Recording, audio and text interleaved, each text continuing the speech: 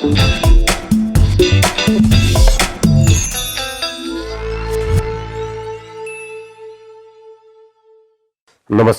म गायक तथा सर्जक शिव हमाल।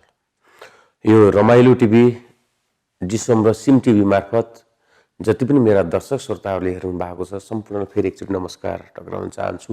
यो रमाइलो टिभीको पनि द बेस्ट अफ जुन अत्यन्तै लोकप्रिय कार्यक्रममा आज म तपाईहरु सामु आइपुगेको छु, यसको लागि मलाई निम्त्याउने सम्पूर्ण मेरो धन्यवाद दिन चाहन्छु।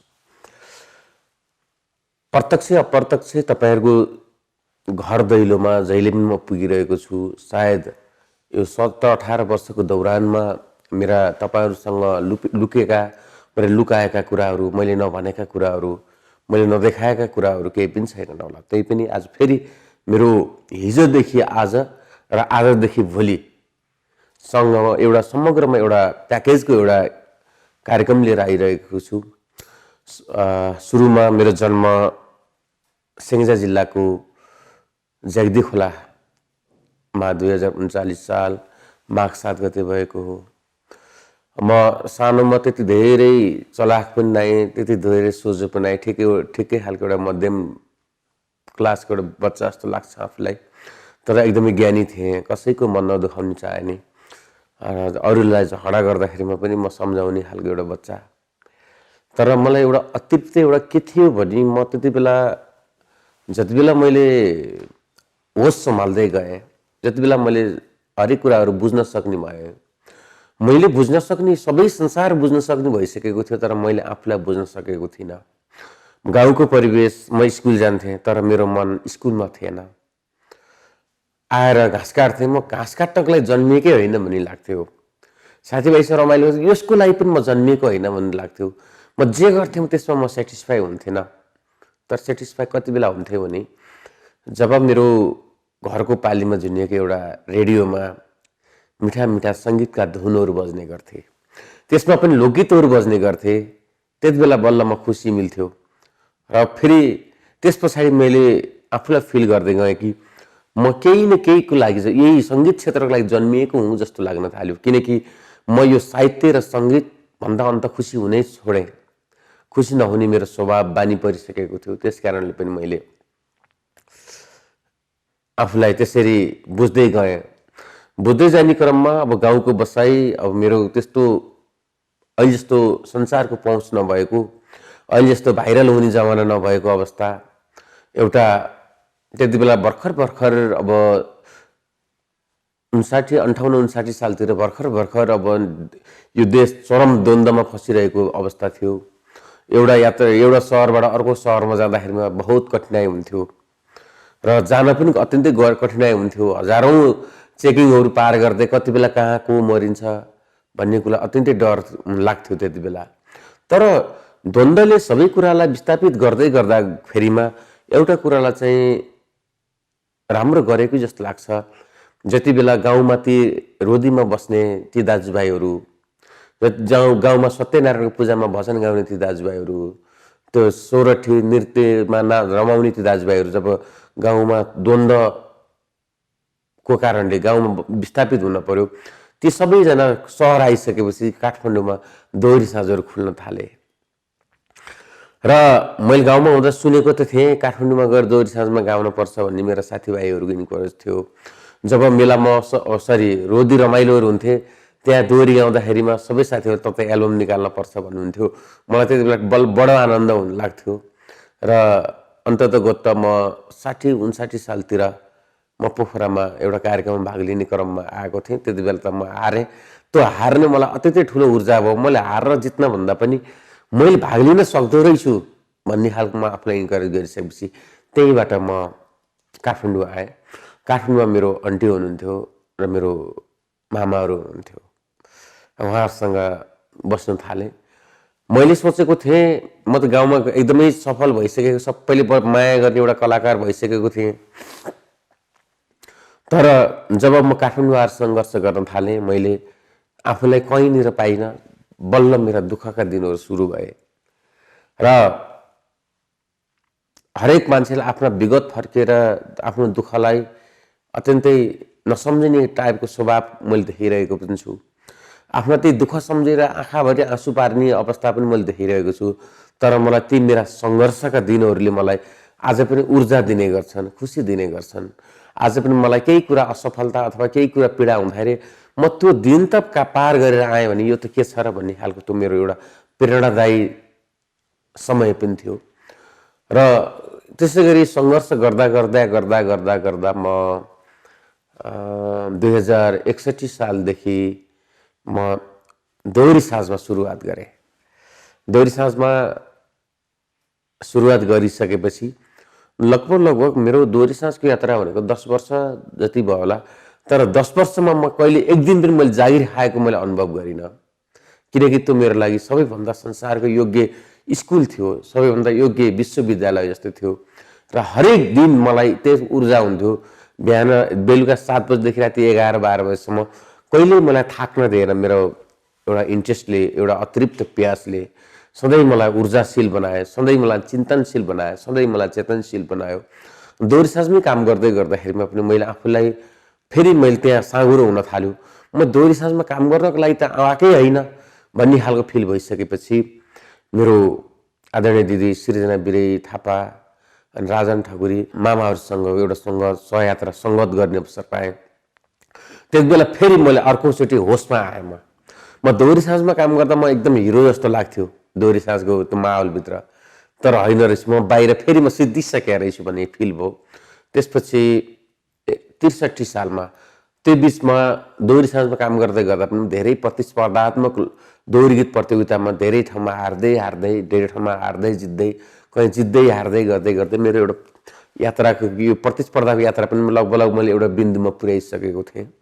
त्यसपछि 63 सालमा रामजी खाँड र मेरो सहयात्री र म मिलेर पहिलो गीति सङ्ग्रह सम्झनामा आँसु झरेको निकाल्यौँ। ठिकै चल्यो। त्यति अपेक्षा पनि थिएन, एउटा एल्बम निकाल्नु थियो, मलाई त्यति बेला चल्नु थिएन, किनकि क्यासेटमा एउटा फोटो राख्नु रहर थियो। त्यति बेला संसार गिरियामा आफ्ना गीत बज्दाखेरि कस्तो हुन्थ्यो होला भन्ने हुन्थ्यो र मलाई जहाँ जाँदा पनि चिन्नुहुन्छ होला भन्ने लाग्थ्यो। तर त्यो सोचे जस्तो त्यो पनि रहेनछ, त्यति धेरै सफल पनि रहेन।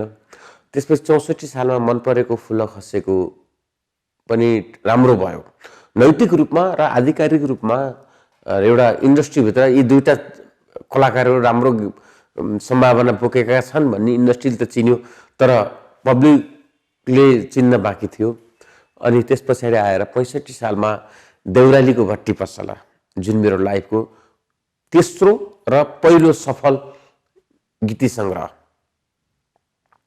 निकालिसकेपछि चाहिँ एउटा यात्राले बिस्तारै एउटा गति लिन थाल्यो र मलाई एउटा ऊर्जा पनि पलायो। म यही क्षेत्रमा लागेर म दाइरेजुङ्गा फुलाउन सक्छु भन्ने ऊर्जा पलायो, चिन्तन पलायो, जिम्मेवारी थपियो, सोच बढ्दै गयो, प्रतिस्पर्धाहरू चुनौतीहरू थपिँदै गइसकेपछि देउरालीको भट्टी पसल आयो। त्यो यात्रा एल्बमको यात्रा पार गर्दै गर्दाखेरिमा 66 सालमा मेरो लाइफमा एउटा सबै कुरा बोकेर आइदियो एउटा गीति सङ्ग्रह, एउटा लाइफको टर्निङ पोइन्ट भन्न चाहन्छु।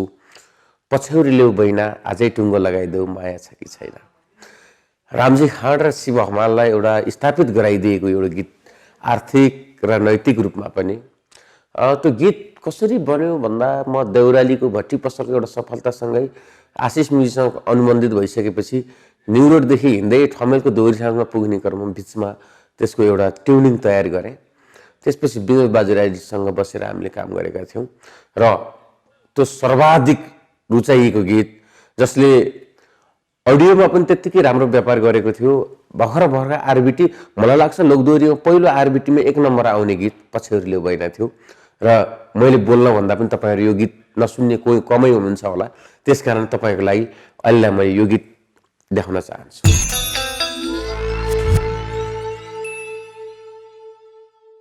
तपाईँहरूलाई कस्तो लाग्यो यो गीत? मलाई त मेरो गीत सधैँ सबै सिर्जना राम्रो लाग्छ। त्यसो गर्दै आइसकेपछि 68 सालमा 69 सालमा कसलाई सुन्ने होला यो स्वार्थी संसारमा, कसलाई सुन्ने होला, घाम हेर्छु टोलाउँछु, जुन हेर्छु बोलाउँछु, मेरी माया कहाँ छिन् कहाँ खोज्ने होला, जुन गीत अडियोको व्यापार लगभग समाप्त भइसकेको थियो र आरबिटीमा इतिहास रच्न सफल गीत मेरो प्रिय भाइ भाइरथ चलाउनेसँगको एउटा सहयात्रा उसले र विष्णुमाझीले आएको। त्यति बेलासँग व्यावसायिकता अत्यन्तै व्यावसायिकताले थिचिरहेको थियो र हामी सबैसँग एउटा काम गर्नुपर्ने थियो र जुन गीत आज पनि मैले सुन्दाखेरिमा म आफूलाई पनि मनपर्छ र एउटा क्वालिटीको गीत बनेको रहेछ भन्ने मलाई लाग्छ भने तपाईँहरूलाई पनि पक्कै लाग्दो। त्यस कारणले पनि म यो गीत तपाईँहरूलाई फेरि देखाउन चाहन्छु।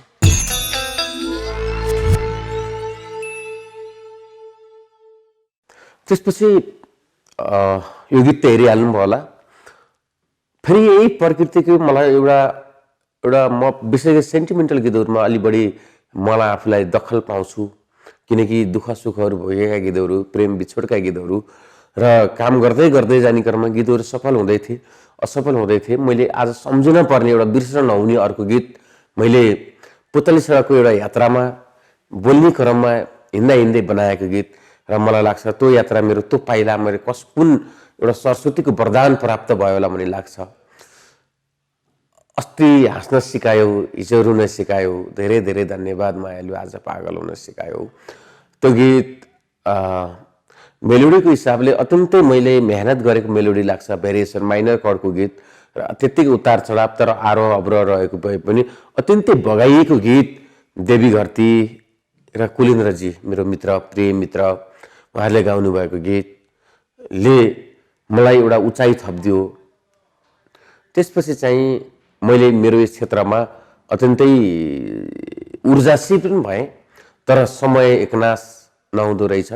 त्यस कारणले त्यति बेला पनि यो गीतको भिडियो हेर्दाखेरिमा मैले त्यति बेलाको नायक दुर्गेश थापा भाइलाई मैले भनेको थिएँ, भाइ यो गीत बजार आइसकेपछि तेरो चाहिँ कहिले पनि पछाडि फर्केर नहेर्ने दिन आउँछ भनेको थिएँ। सायद मैले त्यो सही बोलेको जस्तो लाग्छ। त्यसपछि भनी म एउटा भन्न चाहन्छु, हुन त त्यस पछाडि पनि मेरा गीतहरू सफल रहे, तर ठ्याक्कै नोटिसेबल गीतहरू मैले जति काम गर्दाखेरि समय सबैको एकनाश नहुँदो रहेछ। समय सधैँ एक सुखले मात्रै नबग्दो रहेछ, सधैँ सबै काममा सफलता मात्रै नपाइँदो रहेछ। लगभग 4 वर्ष जति मैले सोचे जस्तो सफलता प्राप्त गर्न सकिनँ। त्यति बेला असाध्यै पीडा हुन्थ्यो मलाई। हुन त गाउँबाट आउने भाइहरू हुनुहुन्थ्यो, ओहो दाई नमस्कार भन्नुहुन्थ्यो, पहिला पहिला त तपाईँका गीतहरू खुब सुन्ने गरिन्थ्यो नि दाई भनेर उसले त सम्मान गरेको हो, तर त्यति बेला मलाई गाली गर्ने जस्तो लाग्थ्यो, किनकि म यही क्षेत्रमा छु। म पहिला पहिला गीत गराउने मान्छे हुँदै गर्दा बने उसको नजरमा। भनेपछि अहिले समयमा म चलिनँ भन्ने एउटा पीडाले मलाई छटपटाउँथ्यो, तर ममा भित्रको एउटा ऊर्जा चाहिँ थियो, हे भगवान् म पनि एउटा गीत फेरि म चलाउन पर्छ भनेर भौतारिरहेँ र भन्छन् भगवानको घर देर छ अन्धेर छैन भन्ने जस्तै फेरि 75 सालको अन्तिम मेरो लागि जिन्दगीको एउटा सबैभन्दा सफलताको एउटा छेड आयो।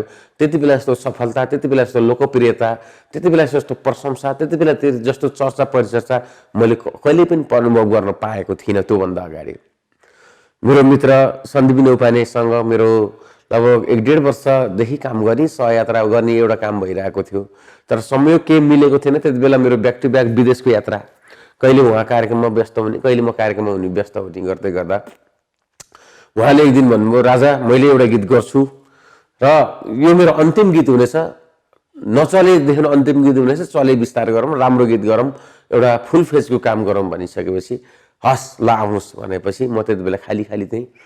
ठ्याक्क उहाँ बुटोल आइसकेपछि मलाई चिन्ता लाग्यो, तर गीत बनेको थिएन। म मारुनी स्टुडियोमा भनेको त लाजिमपाटमा थिएँ, तर मान्छे आइसक्यो गीत बनेको छैन, त्यत्तिकै पीडा भयो। अनि त्यसपछि त्यो पीडाले छटपटाई म यात्रा गर्दाखेरिमा त्यो दरबार पछाडिका बाँसको झ्याङमा चिरबिर चराहरू कराउन थाले, आनन्द आयो। फेरि काम फर्केर आउँदा ती चिरबिर आवाजहरू मैले सुनिनँ। त्यसपछि मेरो दिमागमा एउटा प्रश्न बुझ्यो, ती चराहरू कहाँ गए होला र यही हो मेरो लागि गीत भनेपछि ठ्याक्कै त्यति बेला एउटा थेगो बनाएँ, कहाँ गयो जुरेली किन गीत गाउँदैन, तिम्रो जति माया त लालुमै किन होला कसैको लाउँदैन। थेगो बनिसकेपछि र भोलिपल्ट उहाँसँग भेट्ने अवसर समय थियो। 11 बजे यस्तो रमाइलो थियो, 11 बजे सन्दीपजीसँग माफी पनि माग्छु म त्यति बेला, 11 बजे उहाँ सुन्दारामा ढिँडो खाने कार्यक्रम थियो। मैले गीत बनिसकेँ भने, तर 10:30 भइसकेको थियो, मसँग गीत बनेको थिएन। अनि पौने 11 बजिसक्यो। म यता अनामनगरमा बाजेको सेक्टरमा कफी खाएर बसिरहेको थिएँ। उहाँ मलाई कुरिराख्नु भएको थियो, मेलोडी बनेको थिएन। ठ्याक्क संयोगले त्यहाँबाट उठेर हिँड्छु भन्दाखेरिमा एउटा ट्युनिङ आयो, हे तिम्रो जति माया त लालुमै किन होला कसैको, यति आयो। त्यसपछि त्यसलाई फलोअप गर्दै गर्दै गर्दै गर्दै गर्दै म सुन्दारा जान पर्ने मान्छे बाइक लिएर म उता चक्रपति गएँ। फेरि त्यहाँबाट बाइक रोक्दै मेलोडी फलोअप गर्दै रेकर्ड गर्दै गर्दै गर्दै गर्दै आउँदाखेरिमा 2:30 बजेको रहेछ सुन्दारा। अनि खाना खाएपछि ल मेलोडी सुन्नुहोस् भन्दाखेरिमा उहाँले मलाई के भन्नु भने, तपाईँले बनाएको गीत मैले सुन्ने हैसियत लाग्दिनँ राजा, ल एरेन्ज गरौँ भनेपछि सकेपछि आशिष अविरल लोकप्रिय सङ्गीतकार र एरेन्जर उहाँकोमा आएर ल राजा मैले यो गीत बनाएँ, तपाईँले के गर्नुपर्छ यसलाई काटछाट गर्नको अब तपाईँको जिम्मा भनिसकेपछि उहाँले एरेन्ज गरियो र विष्णुमाजीले र सन्दीपजीले गाएको गीत एउटा नसोचेको सफलता प्राप्त गर्यो। आज करिब करिब भ्यूको हिसाबले हेर्दाखेरिमा पनि 33 मिलियन भनेको 3,30,00,000 दर्शकहरूको माया पाएको यो गीत तपाईँको मनमा त ताजै छ होला। फेरि म ताजगी गराउन चाहन्छु, हेर्नुहोस् त एकचोटि कस्तो लाग्छ।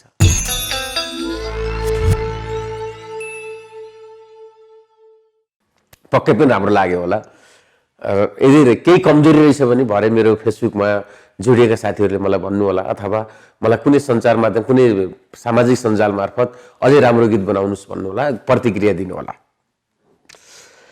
त्यस पछाडि मेरो जीवनमा एउटा उचाइहरू प्राप्त हुँदै आए।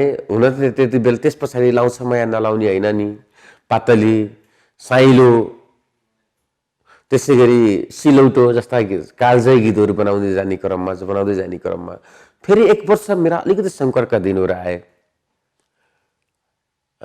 76 साल 76 साल सोचे जस्ता गीतहरू अलिक कम चले र काम गर्दै जाने क्रममा कहिले उतार चढाव आउँछ भने आफूलाई सम्हाल्दै गएँ। त्यसपछि 77 सालको असोज महिनातिर मेरो लागि फेरि एउटा खुसीको थपियो। म त स्याङ्जाको मान्छे, गण्डकी अञ्चलमा सेरोफेरोमा रहेका आधारित लोकगीतहरू बनाइरहेको मान्छे, तर मेरो मन चाहिँ सधैँ पूर्वका हाकपारेलाई पनि त्यत्तिकै सम्मान गर्छ, इन्ट्रेस्ट लाग्छ, माया मनपर्छ। कार क्षेत्रका गीतहरू त झन् मलाई अत्यन्तै मनपर्छन्, टप्पाहरू मनपर्छन् होइन। अझै मलाई विशेष गरी मन पर्ने देउडा। त्यसपछि मलाई एउटा भोक जाग्यो कि म त्यो प्याटर्नको एउटा गीत किन गराउन सक्दिनँ भनेर भन्दै गर्दाखेरिमा त्यति बेला लोकस्टार चलिरहेको थियो। त्यसका एमडी आदरणीय भरत बस्ने सरले मलाई भेट्न बोलाउनु भयो। शिवजी लोकस्टारका टप 5हरूलाई गीत बनाउनु पर्यो भन्नुभयो, तर मैले सक्दिनँ सर, 5जनालाई गीत बनाउँदाखेरि 5जना नचल्ने हुन्छ। म यो 5जनामा 5औं भएछ भने पनि त्यो एकजना पार्टिसिपेन्ट मलाई मन पर्यो, उसको लागि चाहिँ गीत गराउँछु भने को भन्नुभयो, सनी विश्वकर्मा भन्नुभयो। भने मैले हस् भन्नुभयो, तर संयोगले उहाँ विनर पनि हुनुभयो। त्यसपछि कामको सुरुवात गर्दै गर्दै गर्दै गर्दै काम गर्दै गर्दै आउँदाखेरिमा फेरि 77 को असोज महिनामा आएर अर्को गीतले अत्यन्त लोकप्रियता कमाइरहेको छ, चलिरहेको छ। के अरे कल कल कर्णाली त सल सल बेरी, लुकी लुकी नहेराई माया बसलाई फेरि, झुम्का झलकै तेरी झुम्का झलकै, झुमा झुम्का झलकै, ओरा आइदो प्रेम लाइदो ओए किन बस्छे वलकै। एकचोटि मैले भने, एकचोटि सुन्नुहोस् न त तपाईँहरूले, फेरि एकचोटि हेर्नुहोस् त भिडियो। बले, रियासा, चक्र, गीताको अभिनय, गम्भीर विष्टजीलाई सम्मान गर्न चाहन्छु।